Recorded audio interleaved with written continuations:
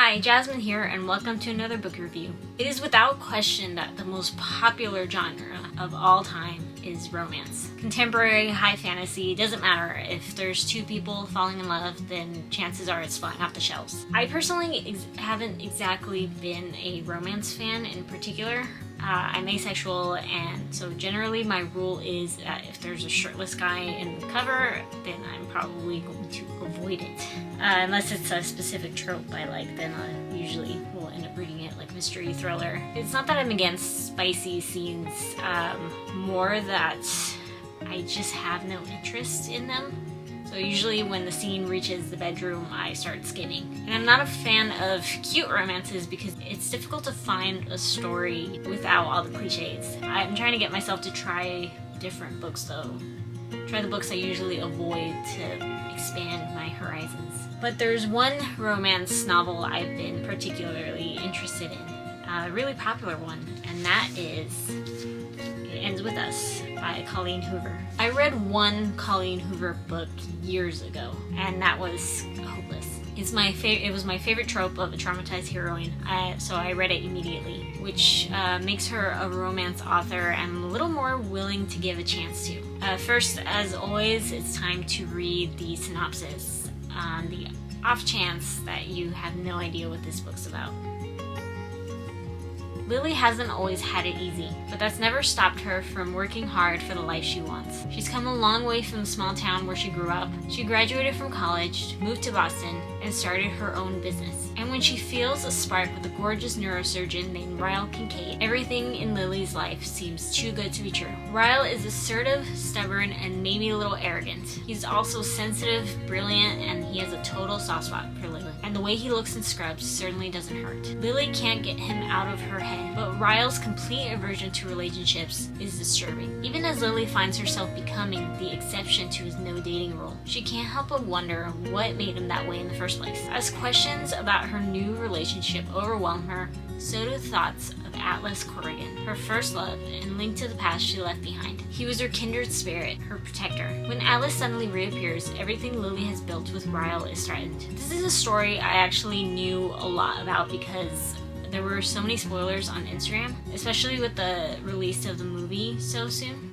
Set photo captions and confused fan comments gave me clues to exactly what kind of story this was, and I was intrigued. First, let's talk about themes.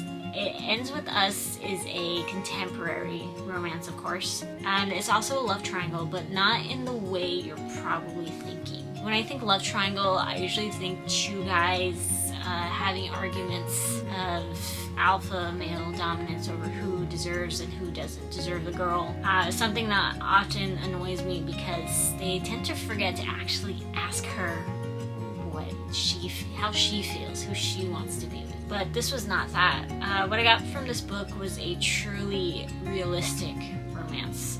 First we have Atlas, her first love from when she was a teenager, who she hasn't seen since her 16th birthday. Then at 23, we have Ryle, the mystery man she meets on the rooftop. But while most stories have two males fighting each other, I felt what I was shown was the difference between a man who wants a woman to be happy and a man who wants a woman no matter how unhappy that might make her. It's something I think most teenagers need to see, the difference between love and obsession.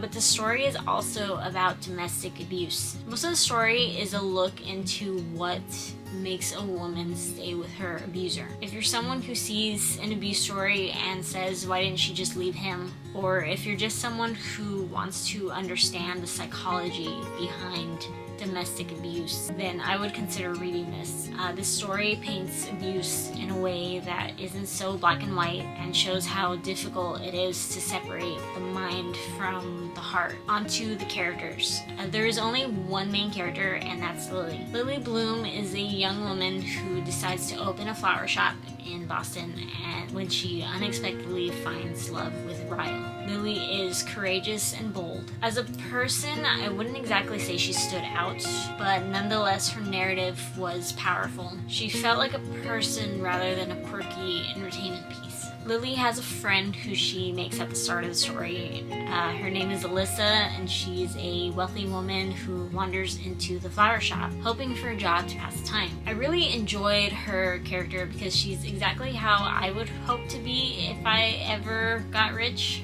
She's enjoying luxury, but she's still generous and wanting to keep busy. As for love interests, those characters, I feel like it's better to get to know yourself on page, so I won't be saying anything about them. Normally I fan cast characters, but the movie is already being made, so there's no need. Starring as Lily Bloom will be Blake Lively. I don't know if there's a time jump that I should be aware of in book 2. I was a little thrown by a 23-year-old character being played by Blake Lively, but I love her and she's gorgeous and I don't really care if they age up the characters. Her friend Alyssa is being played by Jenny Slate, also a casting decision I'm happy with.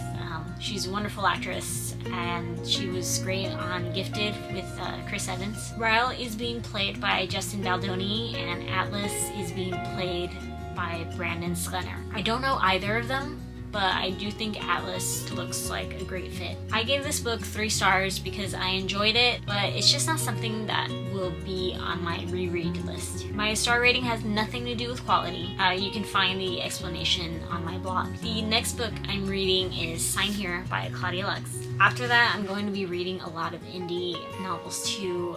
I had posted on Threads asking indie authors to comment with their debut novel, and the response was overwhelming. Now I have about 200 books on my TBR list just from that, and I'm definitely reading them all. Because the thing that sucks most about self-publishing, after spending all your money to make it happen on editors, on the cover, is that advertising is a nightmare. I've sold 3 copies of my book since publishing in May. If I can help an indie author get their books some well-deserved love, then I will. If you have a book that you want to recommend, please comment down below. Thank you so much for watching. Until next time, bye!